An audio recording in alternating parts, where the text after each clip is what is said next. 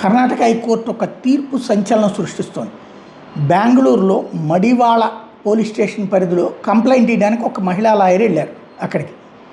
నబోనితా సేన్ ఆమెని సిఐ పద్మావతి దాడి చేసింది, కొట్టింది కూడా.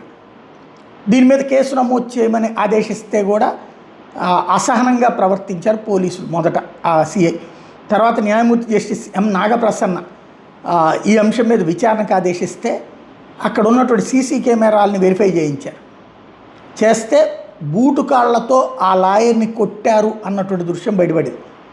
దాంతో ఇప్పుడు ఆ సిఐ మీదన చర్య ఎట్లాంటిది అంటే, జీవితంలో ఆ సిఐకి ఇక ప్రమోషన్ ఇవ్వడానికి వీల్లేదు, సిఐగానే రిటైర్ అవ్వాలి అన్నటువంటి సరికొత్తదైనటువంటి తీర్పు ఇవ్వడం అన్నది సంచలనం సృష్టిస్తోంది. సంఘటన సమయంలో ఇతర పోలీసులు ఎందుకు అడ్డుకోలేదు అన్నటువంటి దాని మీద కూడా దర్యాప్తు చేసి నివేదిక ఇవ్వండి, వాళ్ళ మీద కూడా మేము చర్యలు తీసుకుంటామని చెప్పింది.